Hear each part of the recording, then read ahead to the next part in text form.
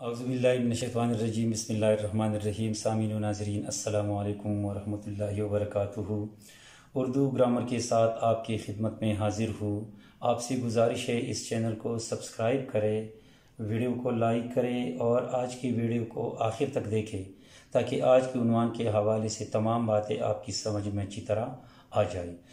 Urdu grammar میں آج ہم نے جس عنوان کا انتخاب کیا ہے وہ آپ کو نظر آ رہا ہے،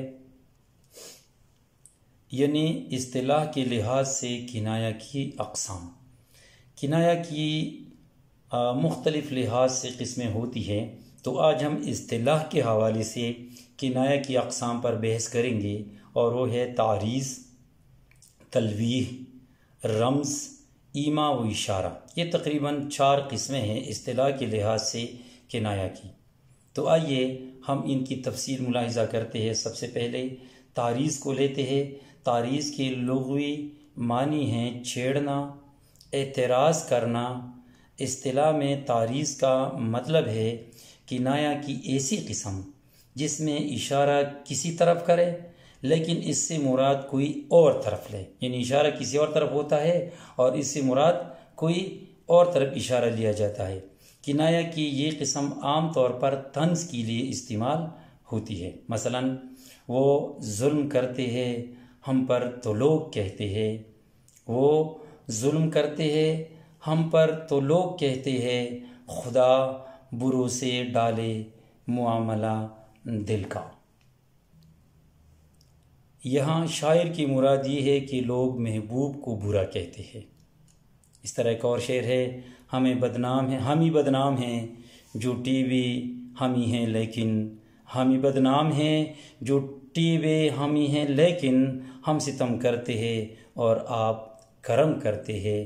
اس بات کی طرف اشارہ ہے کہ آپ ہی بدنام ہیں، آپ ہی جھوٹی ہے اور آپ ہی ستم کرتے ہیں۔ تو سمجھ گئے کہ تعریض جو اصطلاح کے لحاظ سے کنایہ کی قسم ہے، اس سے مراد کیا ہے۔ دوسری قسم ہے تلویح۔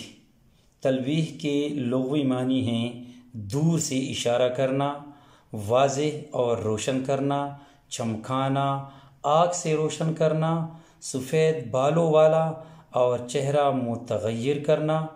اصطلاح میں تلویح کا مطلب ہے کنایہ کی وہ قسم جس میں لازم سے ملزوم تک پہنچنے کے لیے مختلف واسطوں سے سابقہ پڑے۔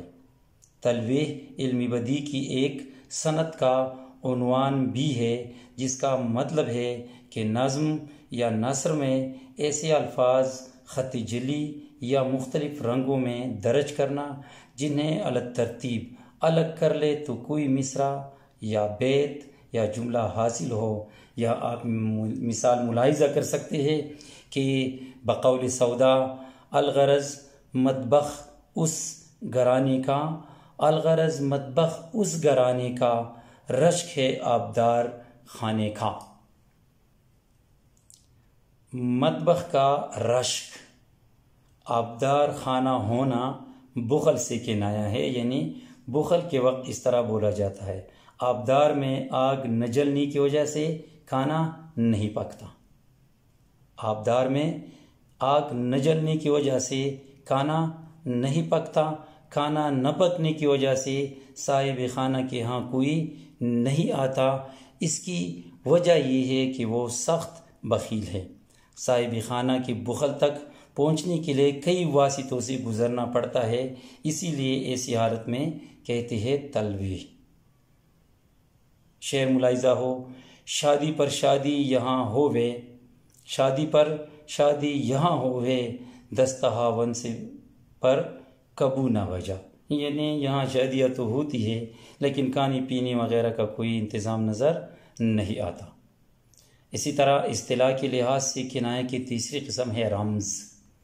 رمز کے لغوی معنی ابرو، آنکھ یا لب سے اشارہ کرنے اور پوشیدگی کے ہے۔ اس کا مطلب ہے کہ آنکھ کے ذریعے، لب کے ذریعے، ہونٹوں کے ذریعے یا بھووں کے ذریعے، ابروؤں کے ذریعے پوشیدہ طور پر اشارہ کرنا رمز کہلاتا ہے۔ اصطلاح میں یہ کنایہ کی وہ قسم ہے جس کے لازم و ملزوم کے درمیان زیادہ واسطے نہ ہو لیکن ایک طرح اخفا ہو، یعنی کوئی چھپی ہوئی بات ضرور اس میں ہوتی ہے۔ جیسے بقول غالب میں نے مجنوں پہ لڑکپن میں اسد، میں نے مجنوں پہ لڑکپن میں اسد سنگ اٹھایا تا کہ سر یاد آیا۔ شعر کے دوسرے مصرے میں سر یاد آنا کا کنایہ ہے شاعر کی عاشق مزاجی کی طرف۔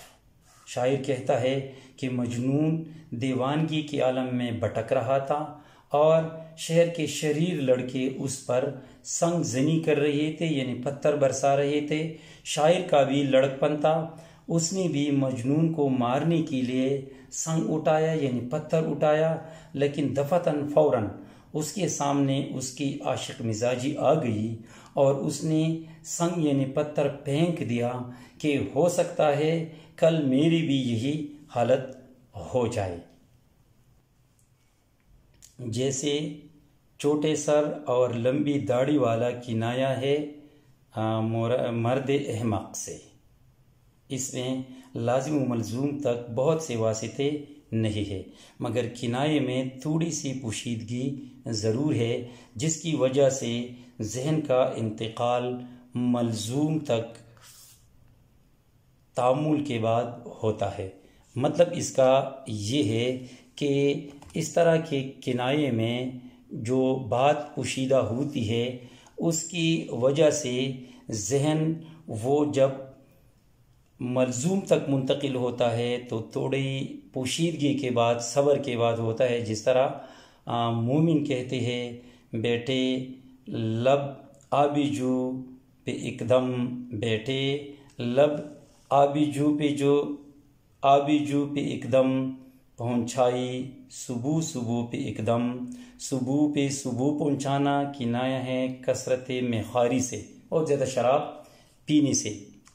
سیاہی منہ کی گئی دل کی آرزو نہ گئی، سیاہی منہ کی گئی دل کی آرزو نہ گئی، ہمارے جامع کہنا سے میں کی بو نہ گئی۔ جامع کہنا سے شراب کی بو کا نہ جانا کنایا ہے اس سے کہ بڑھاپے تک میخواری کرتی رہے، یعنی بڑھاپے تک ہم شراب پیتے رہے۔ اصطلاح کے لحاظ سے کنایا کی چوتھی قسم ہے ایما و اشارہ۔ ایما کی معنی ہے اشارہ کرنا۔ اصطلاح میں یہ وہ کنایا ہے جس میں لازم و ملزوم کے درمیان نہ زیادہ واسطے ہو اور نہ پوشیدگی، یعنی عام سی بات جو جلد سمجھ میں آ جائے، جیسے بقول میر شرکت شیخ و برہمن سے میر، شرکت شیخ و برہمن سے میر اپنا کعبہ جدا بنائیں گے۔ اپنا کعبہ جدا بنانا اشارہ ہے سب سے الگ رہنے سے۔ بقول حالی جوا ان کا دن رات کی دل لگی تھی، جوا ان کا دن رات کی دل لگی تھی، شراب ان کی گٹی میں گویا پڑی تھی۔ شراب کا گٹی میں پڑا ہونا اشارہ ہے ابتدائی عمر میں نہایت شراب خوری میں مبتلا رہنے سے۔ کلی جو اس بت بے مہر کی جھلک سے پلک، کلی جو اس بت بے مہر کی جھلک سے پلک، نظرہ پھر کبھی میری لگی پلک سے پلک، پلک سے پلک نہ لگنا ایما ہے نیند نہ آنے سے۔ تو امید ہے کہ آپ اچھی طرح سمجھ گئے۔ آئیے آپ اس کا خلاصہ ملاحظہ کرتے ہیں۔ اس پورے بحث کا ہم یہ خلاصہ پیش کر سکتے ہیں کہ تعریض سے مراد کنایا کی وہ قسم ہے جس میں اشارہ کسی اور طرف کیا جاتا ہے جبکہ مراد کوئی اور طرف لی جاتی ہے۔ کنایہ کی یہ قسم عام طور پر طنز کے لیے استعمال ہوتی ہے، یعنی تعریض۔ تلویح میں لازم سے ملزوم تک پہنچنے کے لیے مختلف واسطوں سے سابقہ پڑتا ہے۔ یہ علم بدیع کی ایک صنعت کا نام بھی ہے، یعنی صنعت تلویح۔ رمز کنایہ کی وہ قسم ہے جس میں لازم اور ملزوم کے درمیان زیادہ واسطے نہ ہوں، اور ایما و اشارہ کنایہ کی وہ قسم ہے جس میں لازم و ملزوم کے درمیان نہ زیادہ واسطے ہو اور نہ پوشیدگی۔ تو امید ہے کہ آپ کنایہ کی اصطلاح کے لحاظ سے قسموں کے بارے میں اچھی طرح جان گئے ہوں گے۔ آئندہ کسی نئی عنوان تک اجازت دیجیے۔ اللہ حافظ۔